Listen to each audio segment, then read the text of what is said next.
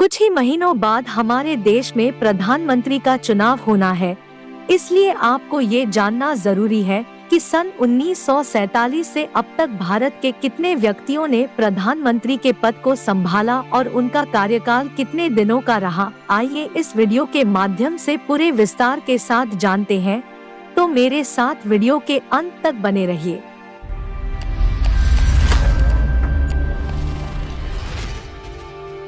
भारत के पहले प्रधानमंत्री जवाहरलाल नेहरू इस पद पर सबसे लंबे समय तक रहे थे, जबकि प्रधानमंत्री पद पर सबसे कम अवधि तक रहने वाले प्रधानमंत्री गुलज़ारी लाल नंदा थे।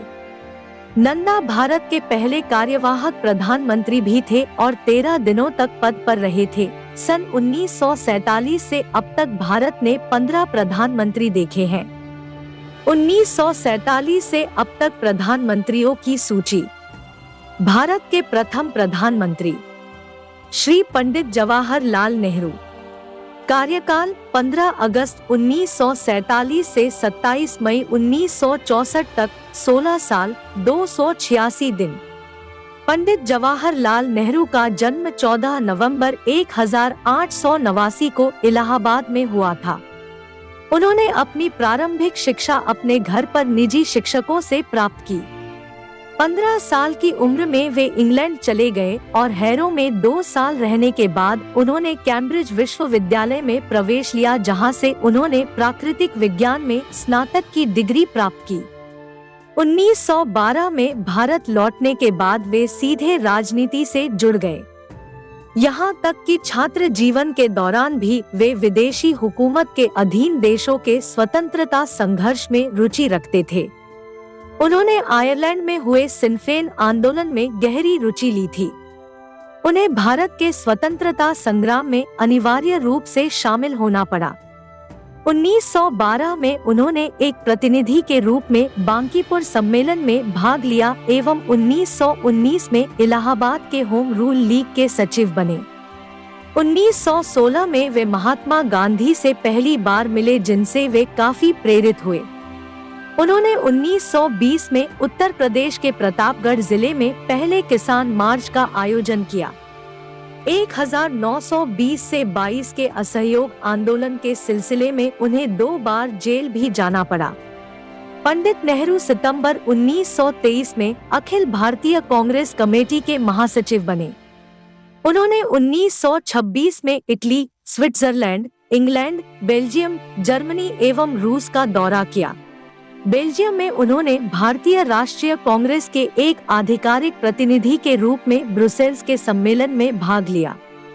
उन्होंने 1927 में मॉस्को में अक्टूबर समाजवादी क्रांति की 10वीं वर्षगांठ समारोह में भाग लिया। इससे पहले 1926 में मद्रास कांग्रेस में कांग्रेस को आजादी के लक्ष्य के लिए प्रतिबद्ध करने में नेहरू की एक महत्वपूर्ण भूमिका थी।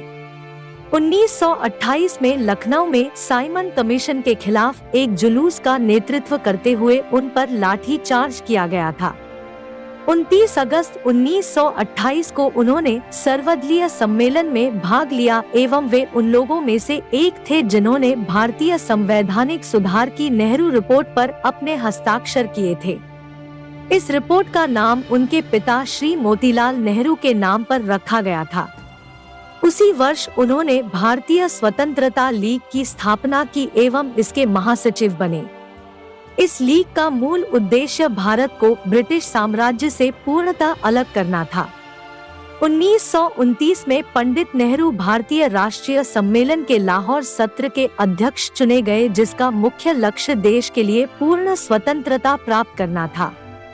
उन्हें 1930 से 35 के दौरान नमक सत्याग्रह एवं कांग्रेस के अन्य आंदोलनों के कारण कई बार जेल जाना पड़ा। उन्होंने 14 फरवरी 1935 को अल्मोड़ा जेल में अपनी आत्मकथा का लेखन कार्य पूर्ण किया। रिहाई के बाद वे अपनी बीमार पत्नी को देखने के लिए स्विट्जरलैंड गए एवं उन्होंने फरवरी-मार्च 1936 में लंदन का दौरा किया। उन्होंने जुलाई 1938 में स्पेन का भी दौरा किया, जब वहां गृह युद्ध चल रहा था। द्वितीय विश्व युद्ध शुरू होने से कुछ समय पहले वे चीन के दौरे पर भी गए। पंडित नेहरू ने भारत को युद्ध में भाग लेने के लिए मजबूर करने का विरोध करते हुए व्यक्तिगत सत्याग्रह किया, जिसके कारण 31 अक्टूबर 1940 को उन्हें गिरफ्तार कर लिया गया। उन्हें दिसंबर 1941 में अन्य नेताओं के साथ जेल से मुक्त कर दिया गया। 7 अगस्त 1942 को मुंबई में हुई अखिल भारतीय कांग्रेस कमेटी की बैठक में पंडित नेहरू ने ऐतिहासिक संकल्प भारत छोड़ो को कार्यान्वित करने का लक्ष्य निर्धारित किया। 8 अगस्त 1942 को उन्हें अन्य नेताओं के साथ गिरफ्तार कर अहमदनगर किला ले जाया गया। यह अंतिम मौका था जब उन्हें जेल जाना पड़ा एवं इसी बार उन्हें सबसे लंबे समय तक जेल में समय बिताना पड़ा। अपने पूर्ण जीवन में वे 9 बार जेल गए। जनवरी 1945 में अपनी रिहाई के बाद उन्होंने राजद्रोह का आरोप झेल रहे आईएनए के अधिकारियों एवं व्यक्तियों का कानूनी बचाव किया। मार्च 1946 में पंडित नेहरू ने दक्षिण पूर्व एशिया का दौरा किया।